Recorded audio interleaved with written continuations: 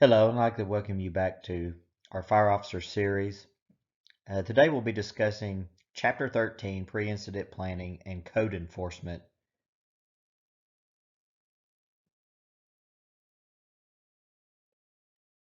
Some of the topics that we will discuss: the fire officer's role in community fire safety. We'll discuss and talk about the purpose of pre-incident planning and list the relevant factors to consider. We're going to discuss the types of fire codes and their use. We're going to look at the purpose and the function of built-in fire protection systems, the purpose and process of a fire code compliance inspection, and the classification of buildings by occupancy. Next, we're going to look at how to prepare for an inspection, how to conduct an inspection itself, and then the creation and the use of the written inspection correction report. Also, we'll identify general inspection requirements, and we'll identify the groups and their specific concerns. If a building is burning, damaged, or expelling hazardous materials, as fire officers, we are expected to, first off, command the incident, rescue those in harm's way, take care of the situation altogether, and then render the safe scene. So as we know, structure fires specifically are a hazardous materials incident, if you will. Basically, we do specifically train, and we are taking care of specifically each element of this hazardous material incident. And so using the proper PPE that we have available to us, the SCBAs, and the tactics and strategies involved, we are able to mitigate or take care of this situation. As fire officers, we need to look at a building from two perspectives. The first perspective is preparing to handle an emergency by looking at and developing a pre-incident plan. And that is a plan of action that we think of ahead of time, specific to a certain property or a certain building, and how that we would take care of that situation if it were to catch on fire. And then performing a fire and life safety inspection to ensure it meets the fire prevention code and those needs. Our role in community fire safety is, one, to identify and correct fire safety hazards. That's why when we do company inspections on businesses where our communities shop and where they're doing business, we identify and we correct those possible safety hazards in order to make everything a more safe place. And also, we're thinking down the lines to prevent fires.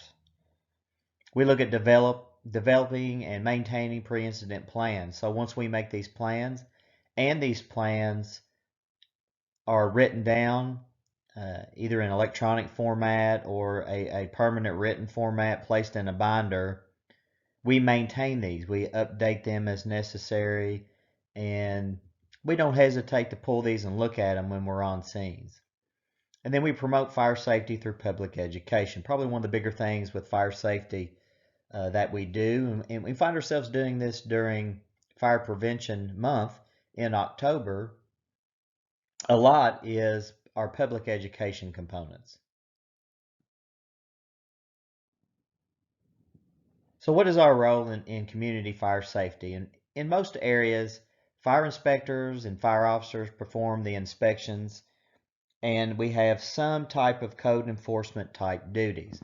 For my department that I work at currently, the company officers are tasked with doing these company inspections, and they go out to each business once a year and look at and compare these businesses and compare it to the fire code.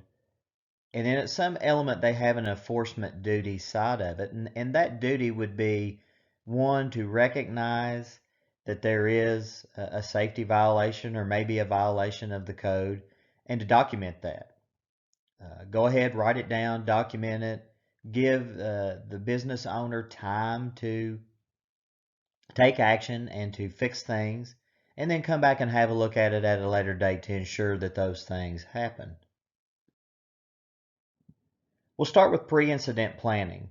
The pre-incident plan is described by NFPA 1620, and this is a document that is developed by gathering data that's used by personnel to determine the resources and actions necessary to take care of or mitigate an anticipated emergency at that specific property or facility. Here we're looking at an example just of a generic pre-planned form. These days, these forms are now in electronic format, and oftentimes we're using a tablet. We preload the form after we arrive on scene and begin the process, doing the inspection and the planning. And so this is very important document, and this is the end-all document that we maintain and retain. And this is what we're looking up when we get on scene if we need additional information about a particular business structure or property. So it provides the valuable information in the event of a fire at a high value or a high risk location. High value properties contain items with a high replacement value. High risk properties have the potential for catastrophic property or potential life loss. These could be factories that somewhere in their process they're using either chemicals or a certain process that if a fire were to occur or if something were to happen and they have a chemical spill, for an example, that it could potentially cause catastrophic property loss or a large loss of life. The high value properties basically contain items that are of high replacement value. And you take and you look at the governor's mansion in Frankfort, or the lieutenant governor's mansion might be a better example in Frankfort, Kentucky. There are a lot of old artifacts. There's a lot of art that is, up to 100 years old, and it has a high value. And so that protection system and our pre-plan on that is pretty elaborate. So with pre-incident planning, we want to identify the strategies, tactics, and actions to take if a predictable situation occurs. This familiarizes our firefighters with the building itself and is useful for practicing initial operations. Our systematic approach to pre-incident planning includes our 6-step process, and this is to identify site considerations, identify occupant considerations. We then look at the fire protection systems, any special hazards, and we look at and identify operational considerations. And then the last thing is any special considerations that we may have. So identify physical elements and site considerations. A plot plan provides a representation of the exterior of the structure, and usually I like to start with the exterior of the structure and work our way in. Verify that the numbers on the building are correct and in place and in the proper visible spot, that they are the right size, easily spotted and located in the event of emergency. Do a walk around. We'll begin to take exterior measurements and begin the process of this plot plan for the exterior. With that, you want to note whether or not and where you have fire department connections for the sprinkler and standpipe systems. Where those connections and where those valves. If there is a hydrant close by, what its location is, and we want to know its capability as well. How many gallons per minute this fire hydrant will provide of water. A floor plan gives an interior view of the building. A lot of times you can ask the building owner and they will have maybe a paper and or electronic format file that will have the floor plan that they can email you or give you. A lot of times this is in PDF format, and it makes it very handy that we can attach these into our electronic forms of our plans We can attach them and we can easily access them, bring them up and look at them on a computer. The pre-incident plan includes the building size and its dimensions, again, any connections between buildings, access routes and points of entry, concealed spaces and windows, any detailed information about the construction, and any factor that might affect the ability of firefighters to safely perform their operations. Our second step is to identify occupant considerations. If the plan determines that occupants should be removed, it must identify how that we are going to remove them. The plan should include the number of occupants and their ages, occupants' physical and or mental conditions, the need for assistance to leave the building, and building specific information. So when a fire alarm goes off, that should signal the occupants to leave the building. And depending on the type of building, what it's used for, the occupancy, the physical and mental needs and conditions of our occupants may kind of dictate on how we remove and how they self-remove. And so this is all information that we want included in our pre-plan, and we want to consider all these elements. The plan must reflect coordination between the facility staff and the firefighters. A tracking system should be established if possible. Products of combustion must be segregated from the occupants. Our goal is to remove the occupants or have them self-removed and hopefully not be affected by the products or the byproducts of combustion. So we need to have a plan in place, and we do need to coordinate with the facility staff with our firefighters. The facility staff know the building, they know the occupants, they know the daily grind very well, and those are going to be our go-to people to help us remove and to help self-remove in the event that we have a fire in one of these structures. We want to identify fire protection systems and water supply. So we want to know, does this building or structure have a protection system? Does it have a standpipe? What type does it have? We want to know the locations of the system main valves. We want to know the location of the hookups on the outside so that we can easily find them and hook up to them. And with that, we want to know and identify the proper water supply. Is there a hydrant close by? How close is it? How much hose are we going to have to lay from it to make our connections?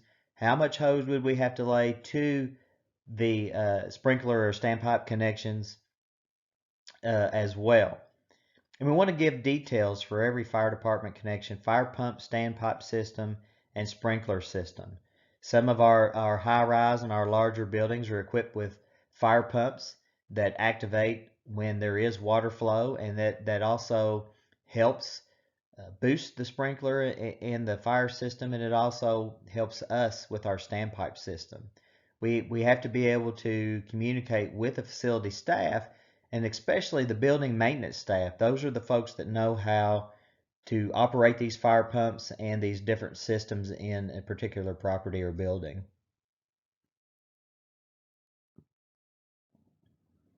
When the demand exceeds the available water supply, then the plan must address an appropriate response. How are we going to supply this? All right, are we going to use aerials as an elevated standpipe to assist us hooked up to a different fire hydrant or water supply as an example? These are the things that we think ahead on and we kind of write in and put in place.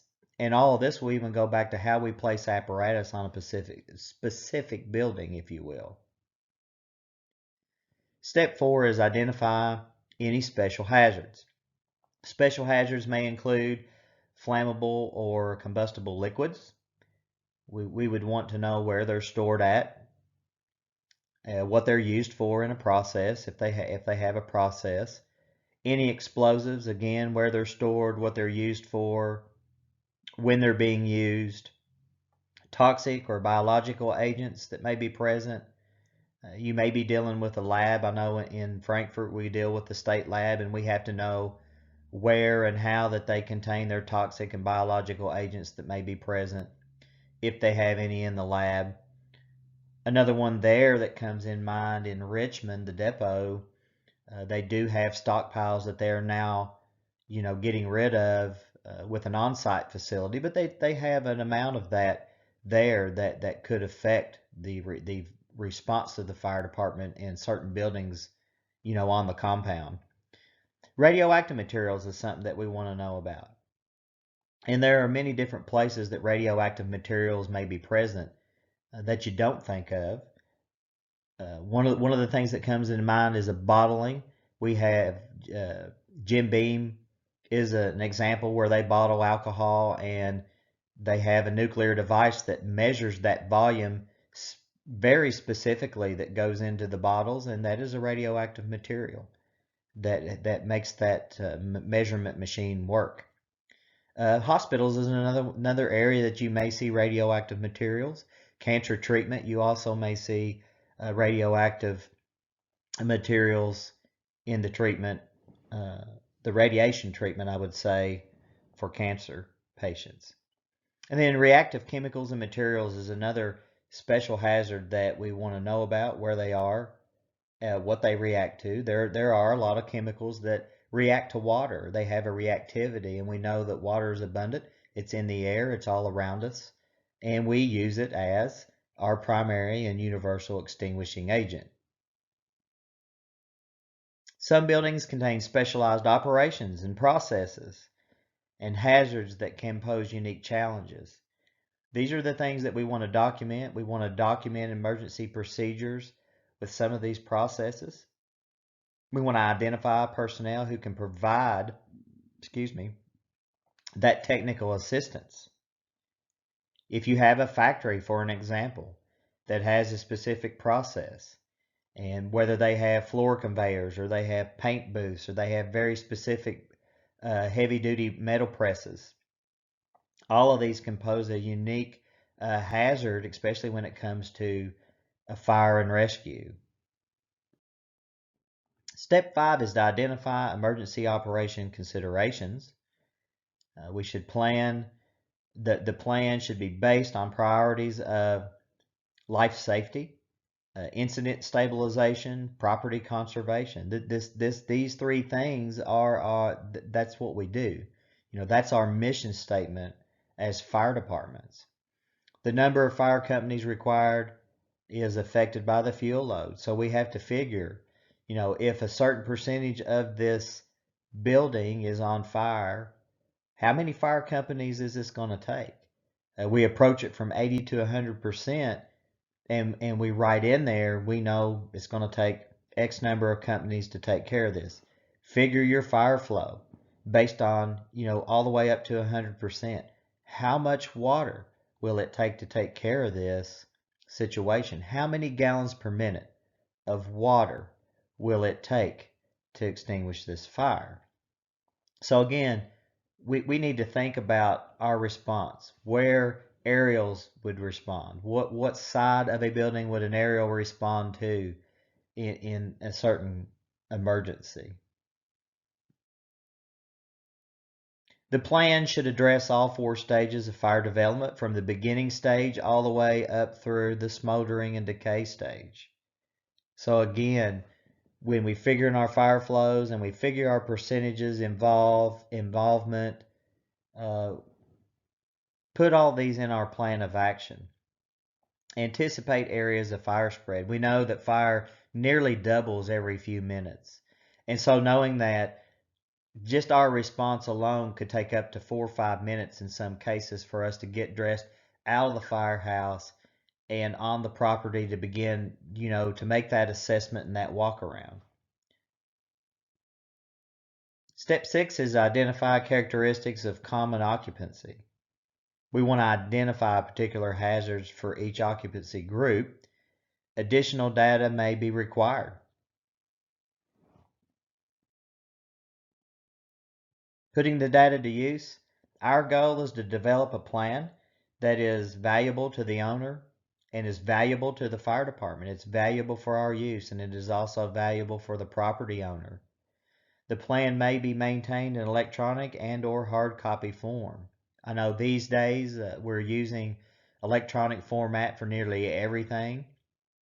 Almost all of our forms and checkoffs and incident plans all the way up to our incident reports are done on electronic format. And the caveat to this is it makes it really accessible. There's methods that we can access these records from our phones if need be.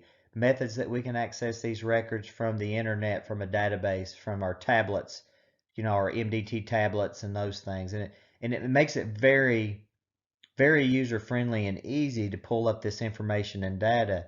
The old way would be carrying books and binders that take up space in paper form, and then having to flip through and tab through and find, you look at the index and find, where in electronic format you can search very easily and quickly and find what you need. Next, we need to have an understanding of fire codes. As fire officers, we're going to be boots on the ground performing inspections to enforce the fire codes. The fire codes are often adopted and or changed in reaction to a disaster.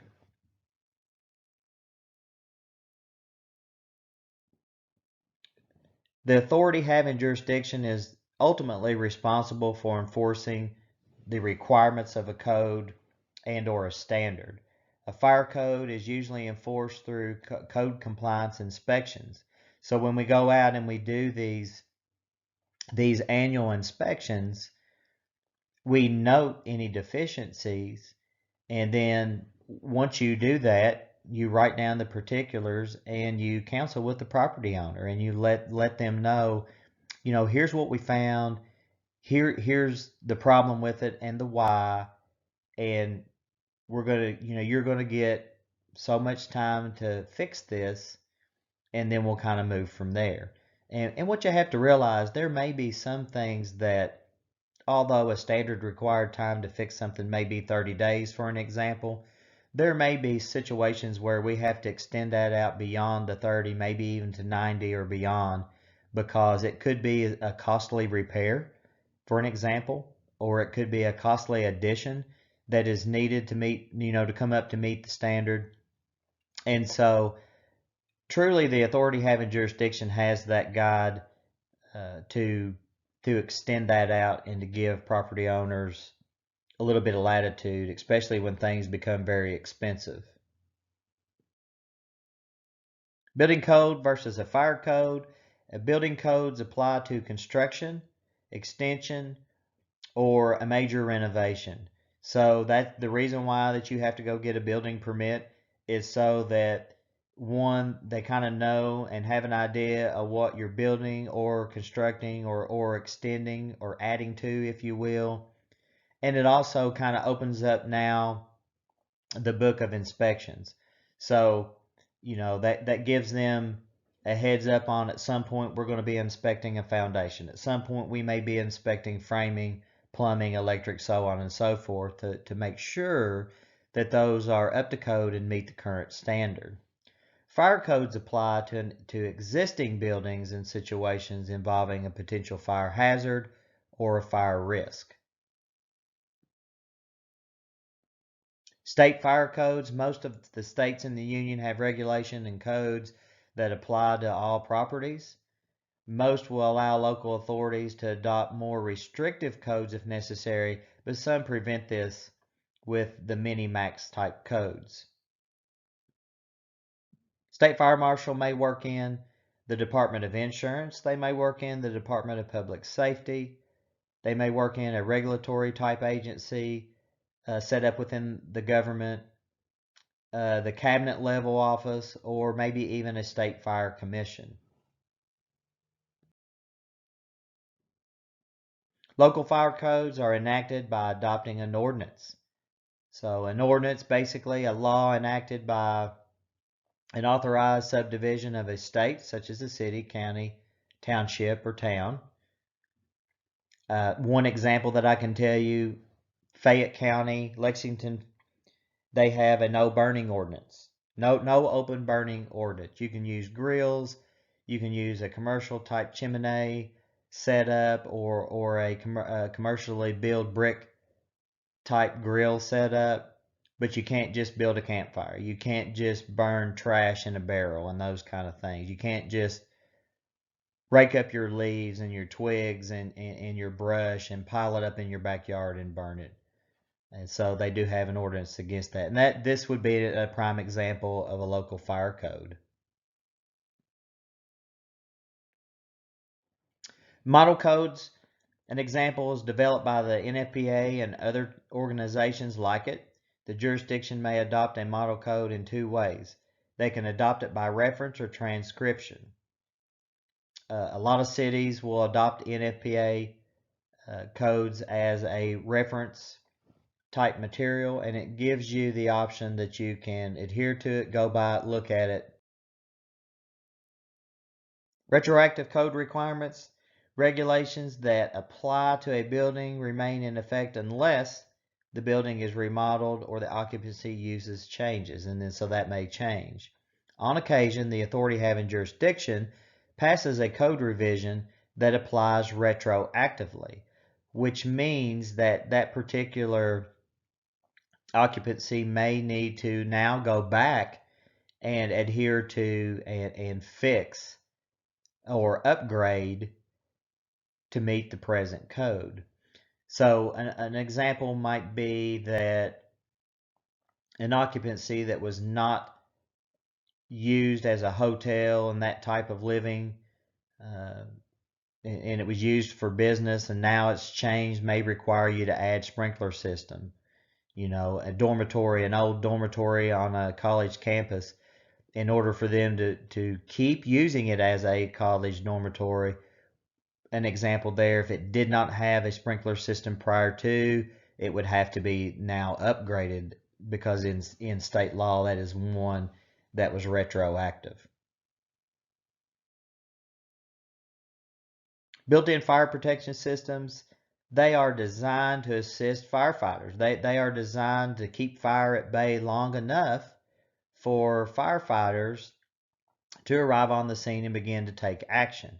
So basically this greatly reduces, if not completely eliminates, the spread of fire, that doubling of fire every few minutes. The codes often allow more flexibility if built-in fire protection systems are included. Inspection is the best method of ensuring that the systems work.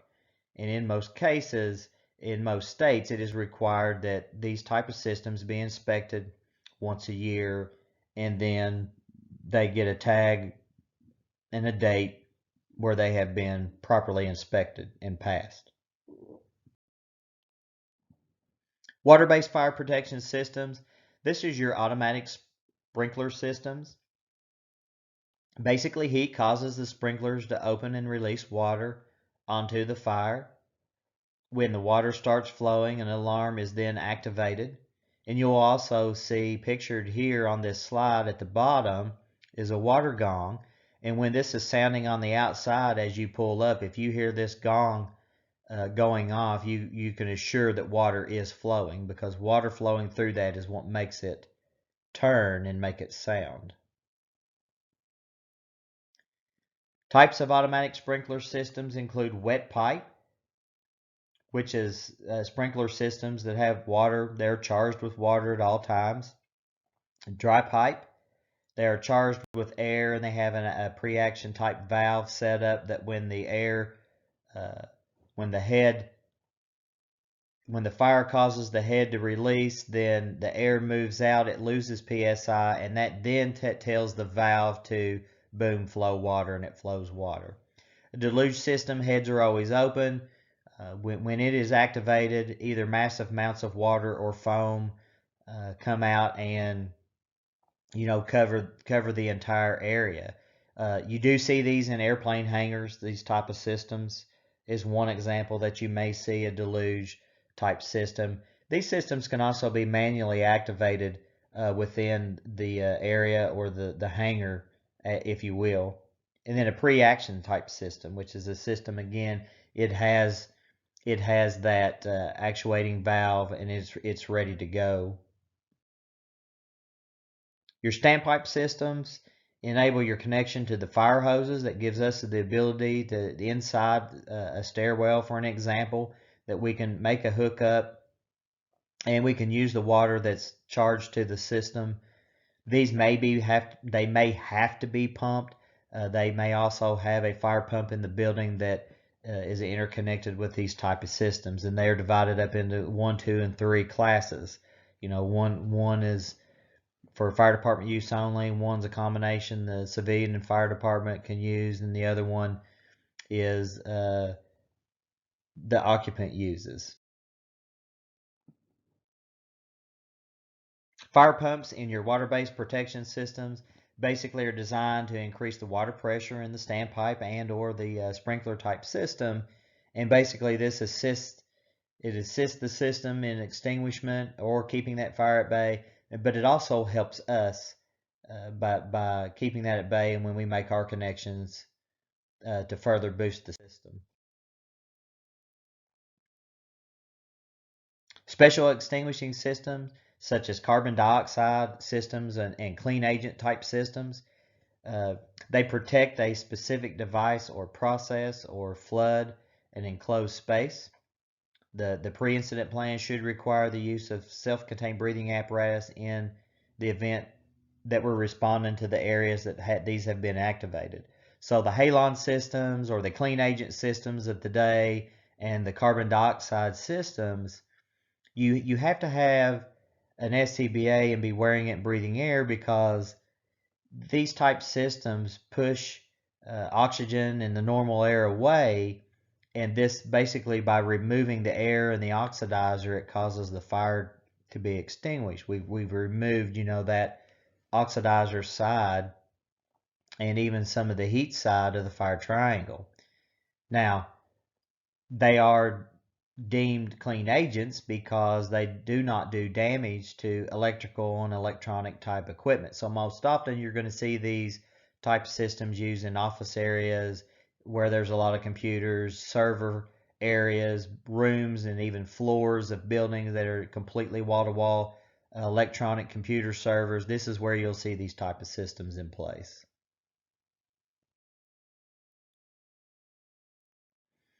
Dry or wet chemical systems. These are designed primarily to protect commercial cooking devices and industrial processes where flammable or combustible liquids are used. Most often we see these the wet and the dry chemical systems in kitchen hoods, commercial kitchens, restaurants where they have big fryers, and they're using a lot of oil and grease. And so with that, there's this potential, because those are flammable liquids. When they get heated up to a certain temperature, they can burn it. They can ignite and burn and produce flame. And if that were to happen, these systems are designed to where they automatically go off, and they can also be manually triggered. Halon systems, which we talked about as a clean agent, since the year 2000, halon may not be manufactured or imported into the United States. However, there still are some of these systems that are around, still charged, still have halon in them, and as long as they pass the annual inspection, they are still good to go. Once they are used, then they have to be changed over to one of the other clean agents. Legacy systems may still be recharged. So systems that are still in place, they're allowing those to be recharged up until the point where we have no more halon available.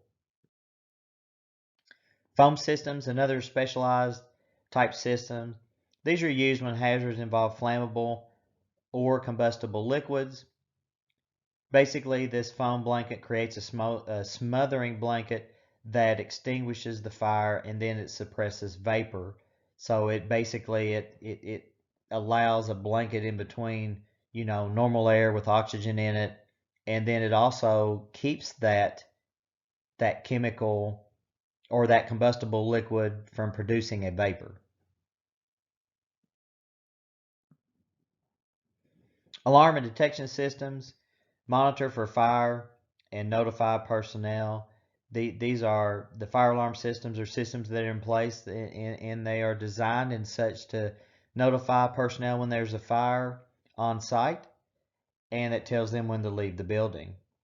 It also may notify building occupants with audible visual signals, and a lot of these systems in place automatically notify if they're being monitored, a monitoring agency in turn, which will notify the fire department through the local dispatch center. Next, we want to talk about fire code compliance and inspections themselves. The objective of the inspection is to determine whether the property complies with the current and applicable codes. The party responsible for code enforcement can be the fire chief, can be the fire marshal. A lot of times in that chain of command, ultimately the fire chief is responsible. That authority is delegated down to the fire marshal, which authority is then delegated down to the company officers. So when the inspections are actually being done, the authority is delegated from the fire chief to the fire marshal to the fire officer. If there's any question, the ultimate authority can answer those questions and would be the end all, the be all, if you will, to compliance. Company inspections were there to identify hazards and ensure that the violations have been corrected. So if there are violations or if there are things that are out of place, things that are stored improperly, signs that are not illuminated like they should be, exit signs, some of the more common things that we see, we want to write these down and note these that they were deficient at the time we were there. And the reason why is we have a certain amount of responsibility. If we turn a blind eye or we say, oh, just go ahead and get that fixed, and we never document it, what happens then when the business owner loses track of time or just simply doesn't fix it for whatever reason, and then a fire occurs, and then people don't get out because they couldn't see the signs that should have been lit, so on and so forth. So you don't want to put yourself at liability as an inspecting officer. So always note things when you see them. Take that burden off your back. Regulations must be understood. Determine the source of the authority. We do not enter private property without the permission of the owner or the occupant. So if a lot of times you might have a business on the ground floor and there may be a residential part of it above it on the second floor. This is not uncommon across the United States. At Main Street America, you'll have apartments basically above businesses. So we don't enter those without permission, only if we need to see certain things, but we got to get the owner's permission. I prefer they be present when we do so if it is necessary to look at things.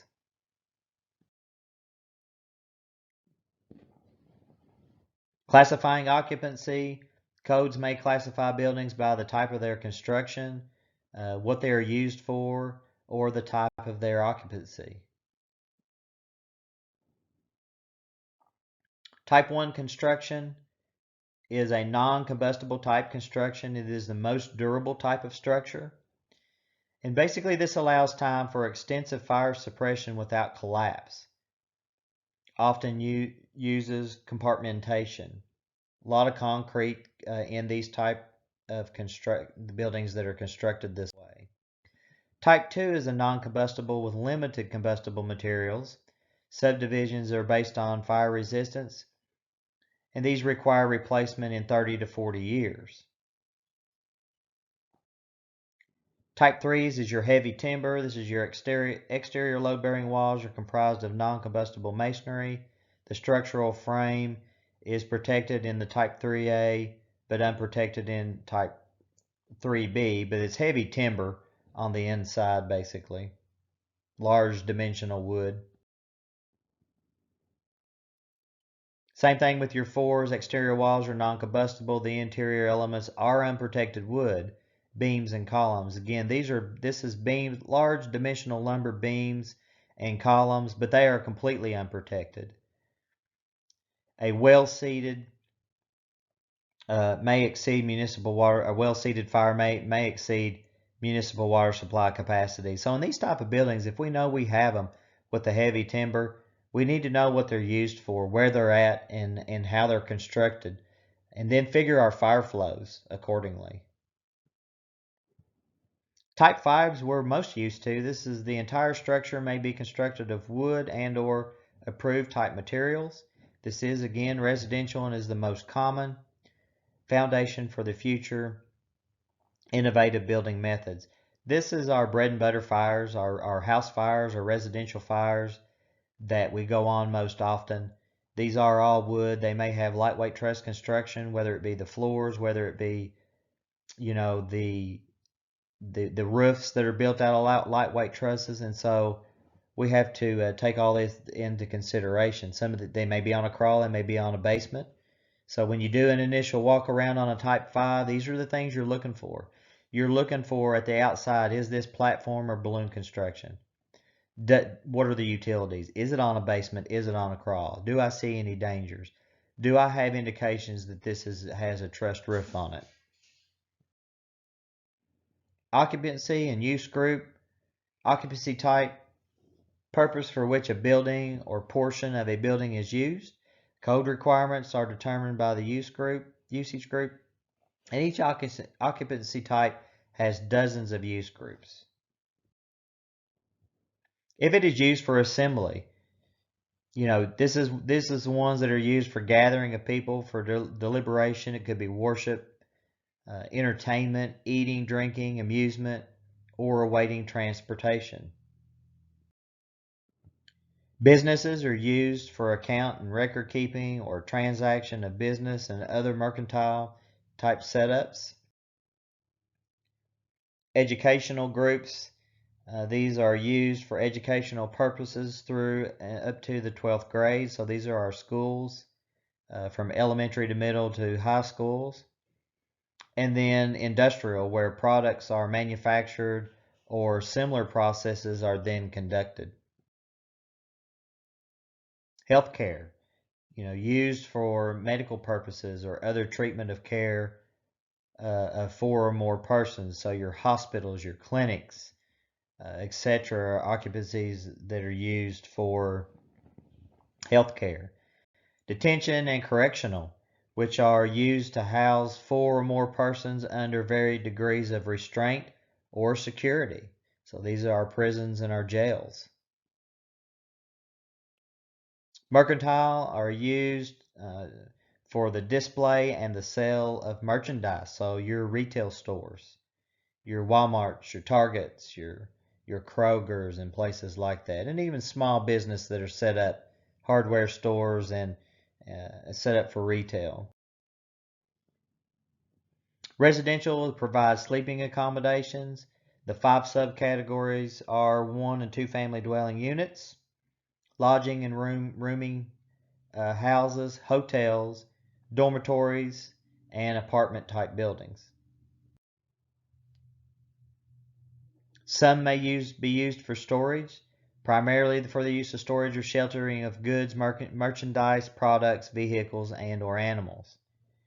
Mixed are multiple types of occupancies within a single structure. So you may have storage, you may have residential, you may have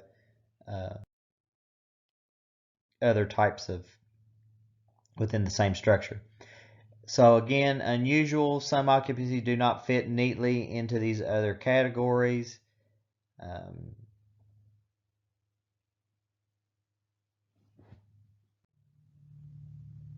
So on your unusual, basically anything that is not going to fit neatly into your major categories. NFPA 704 marking system. The colors represent the type of hazard. Blue stands for health hazard, red flammability, yellow material reactivity hazard. The numbers represent the relative hazard. The last quadrant indicates any special hazards. So here's a look at our marking system. The markers should be placed at each entrance to the building, if necessary, on doorways to chemical storage areas and on any fixed storage tanks. When we prepare for our local inspections, it is a good idea to do a review of your fire code, do a review of those categories that you're looking at, those different things that are being looked at. Review prior inspection reports, fire history, and any pre-incident plans of the structure or the building. Then we want to coordinate with the fire prevention division, your fire marshal or your fire chief, if you will, and then we set up and arrange the visit. So sometimes when we arrange the visit, we need to get in contact with the group or the owner and just make sure that there is an appropriate time that we can meet up with them. A lot of times on our day-to-day retail stores and businesses, you can pop in and talk to them for a minute. A lot of times they can do it on the spot. Sometimes they may say, hey, if you can come back in an hour or so, we'll be ready. We'll have somebody available to walk around with you, that kind of thing. And there are times that you need a specific date and time to get the right person there to do a walkthrough with you as well. Assemble up any tools or references. Of course, we need our inspection forms that we've reviewed, digital camera so that we can take photographs. You might need coveralls available if you have to get into basements and crawl spaces and areas like that. A measuring tape or device, fire department business cards to hand out when we complete the inspection and we talk to the occupant in our closing, and then reference code books may be necessary. And the good thing about the digital world is we can put our reference material on our tablets. We can put our most tablets can take a picture, so you have a digital camera with you, and of course our inspection forms again on the tablets. I like to keep business cards with me. That way I can just hand out. They got my name, number, office number, telephone number. If they have any questions along the way that they can call and ask and let us know. When we conduct the inspection, we want to give a general overview, circle the property or do a walk around and observe the building from all sides. Park fire apparatus someplace where it will not disrupt their business. You don't want to don't want to park a fire engine taking up several parking places of a business, for example. Parking back out on the street and walking around may be a better option so that we don't disturb their day-to-day grind. We want to meet with a representative, introduce your crew, introduce yourself, explain what the goal is. Ask if you can have a representative accompany the team. It's best practice to do that. Those folks can open doors that may be, currently locked for obvious reasons, and although those are areas that we may need to have a look at, so you'll have access and you'll need somebody that can answer some questions about maybe a process about the building or about storage appropriately. So we start from the outside and bottom to the top. Walk around the exterior of the building. Note all those things on the exterior. Take your plot plan measurements and record those. Make yourself a drawing. Then start in the basement. So bottom to the top. Systematically walk through the building from bottom to top in each floor, and we look for conditions that are prone to starting fires. There's some specifics on your form that you may be looking for. Clutter, how things are stored, if it is sprinkled, is there storage too close to sprinkler heads, things like that. Signs that are illuminated properly, exit signs, are they in the right spot? Any exits that are blocked by overstock or maybe just cardboard boxes, things like that. Trash and cardboard stored in inappropriate areas is another one that we look at. Once we conduct the inspection and that we've recorded what we found, we want to do an exit interview. So it's best to meet with the owner or the owner's appropriate representative, and then we want to go over and review any findings and any issues that we saw that may require correction. Report writing, correction report writing. Several types of inspection and correction reports are available. Most describe any needed corrections and then cite the appropriate sections of the code. And then most of these inspection reports or correction reports give a specific amount of time that the correction needs to be made in, and then there'll be a reinspection.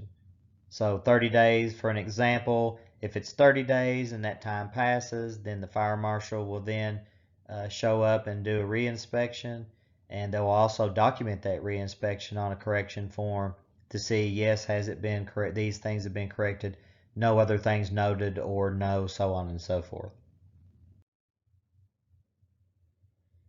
Review the finished report again with the owner or the owner's representative. Any life-threatening hazards must be corrected immediately, and then schedule and conduct appropriate follow-up inspections. A lot of times if I see something life-threatening, we'll go ahead and have them immediately correct it. Sometimes it might be something that we can help them with real quick. We explain why and why, you know, it doesn't meet the code and those kind of things. And most of the time, folks are real receptive, and especially if you're willing to help them. General requirements, access and egress issues. There needs to be sufficient means of egress. So all this has to be accessible to the occupants. Exit signs and emergency lighting is another one. We want to ensure that the exit lights are not burned out and that backup batteries work, and that they're placed in the proper place.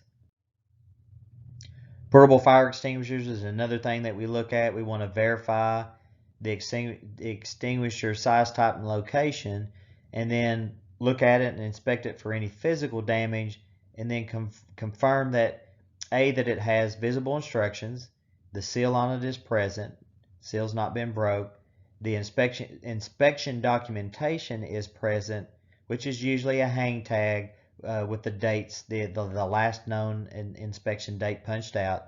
And we want to look at the gauge, if it has a pressure gauge, if the pressure is within the normal range. CO2 extinguishers do not have a pressure gauge, they're done by weight.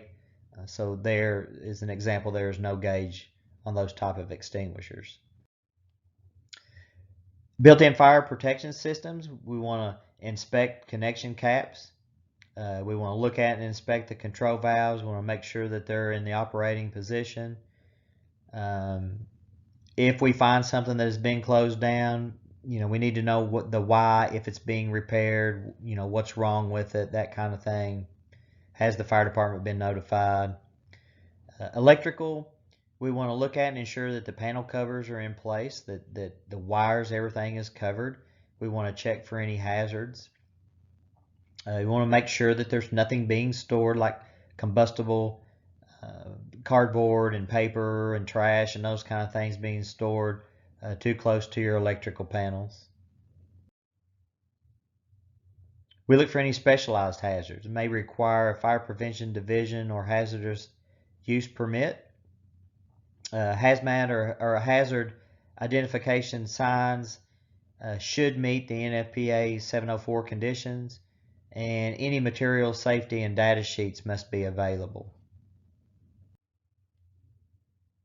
Public assembly use group concerns. One of the biggest things is access and egress pathways. We want to make sure that they're clear, doors open out, the proper lighting on the exit signs, those are in place. The doorways, again, aren't blocked. And we want to make sure, too, that the occupant load is appropriate. So the fire marshal will come in, they will look at size of the building or the room and how many exits and doors and all of those arrangements, and then they will make a determination by that as to how many people can be in this particular area or this particular room at one time. That's your occupant load, and we want to make sure that that's visible. The number is visible and posted, so people know, you know, when they are exceeding it. Again, exit lighting and emergency lights is a big thing. You've got to be able to see them, and they need to be in place. Curtains or other decorations is another thing that we look at. Ceiling tiles is another thing that we look at. If a ceiling tile and a drop ceiling is not in place, it's a big hole, in the ceiling that fire gases can travel, sometimes from room to room or other parts of a big room. We look at exhaust hoods and ductwork as well to make sure everything is operational. In a kitchen, we want to look and make sure that the hood systems have been inspected, that they are charged and ready to go, and that there's not a large collection of grease. Business use group concerns, access and egress pathways again in our businesses. A big one here is the use of electrical cords. A lot, especially if you have a floor of cubicles in an office space, people tend to use a lot of extension cords. And one of the big things we see is space heaters. A lot of folks will put a small space heater underneath their desk to keep their feet warm in the wintertime. And they will use extension cords to plug these heaters in. And space heaters are only designed to be plugged into the wall with a cord that they are equipped with. And then we look at storage or other flammable liquids and where they're at, if they're properly stored in the cabinets, the red cabinets where they should be. Educational use, the group concerns here, again, exit paths are kept clear that are illuminated, built-in fire protection systems are present and currently operating. You know, the main valves are not closed and they're operational. And then that there's evacuation plan and emergency procedures training. So fire drills for the schools and these type of use groups. Factories in an industrial setting, the concerns here, many of the same hazards as the other occupancies that we've talked about, along with any specific fire hazards that their process may have. Improper storage of combustibles is one of the bigger things that we see. Sometimes we see storage of stock and materials that are stored either cluttered up or too close to the sprinkler heads in the sprinkler system in warehouses. We see that quite a bit. And fire protection systems and the fire doors, are these operational and have they been inspected every year and that kind of thing. Hazardous use group concerns here, fire preventions, the markings, fire doors, smoke barriers, and the big thing is the fire protection systems. You know, are they ready to go, inspected annually, and the valves open and working. Our healthcare group, one of the biggest concerns to us is occupant evacuation assistance. What will it take to evacuate the patients out of this? If it's a hospital, if it's a nursing home, you know, if it's assisted living. The other is fire protection systems, automatic sprinkler systems, and smoke detection systems. Are they properly operating? Are they in place and do they work? And then the fire evacuation plan. Are these plans posted properly on the wall, and do the occupants know how to use them? Mercantile associated with many firefighter line of duty deaths. These type of buildings usually have a large fire load. This is your retail, stores and market. We look for properly marked and lit exits. It's a big thing. And the other big thing here is housekeeping from the sales floor to the warehouse. We want to make sure that aisles are clear, exits are clear, that trash, debris, and cardboard from putting out freight is disposed of properly and not blocking exits and stored and thrown around near electrical panels and those kinds of things. Residential, so like apartment buildings, typically we only inspect the common areas, the stairwells, the hallways, the entryways of these buildings. So we're looking again for exit fire doors and lighting to be, in the proper working order. If it does have a prior fire protection system, we want to look at it, make sure that the main control valves are working properly and that the system pressure, everything's working properly, and that it has been inspected on an annual basis. And again, with these areas, we look for housekeeping. And one of the things you see here is storage under stairways. It's a good place to store things, but it's not a good place to store things when you think in terms of fire and fire prevention. Special properties include structures that hold a wide variety of hazards. We want to look at and review the applicable code requirements specific to those types. If it's industry, are they set up properly? Do they got the proper protection systems in place? And are they operational? Detention, jails and detention. The big thing is the sprinkler system is in working order and accessible and marked standpipe connections and extinguishers. These type of occupancies will heavily rely on the guards and law enforcement to aid us with the evacuation of the prisoners. Storage concerns or storage group, sprinkler again and standpipe systems are in place and working order. Are there any hazard materials, where they're at and how they're stored? And the access and egress pathways are kept clear. Mixed group concerns, there could be any one of these multiple concerns, but they must meet the most stringent requirement that applies to all the occupancies inside the building. So we go with the higher and more stringent requirement on the mixed and hold them accountable to that. So today we've talked about fire officers and how we look at buildings. We look at them from two perspectives: how we handle emergencies or handling emergencies, and then performing for life safety inspections. Pre-incident plans are very important resource to us. All the way down, they help us with what's there and how things are being stored, all the way down to how we may approach fighting fire, in this type of building. NFPA 1620 provides a 6-step method that we talked about for developing the pre-incident plans. Building codes are in place, and we apply those to the new buildings. Fire codes we apply to existing buildings. So building codes are buildings under construction, and fire codes are once they're built and what they're used for.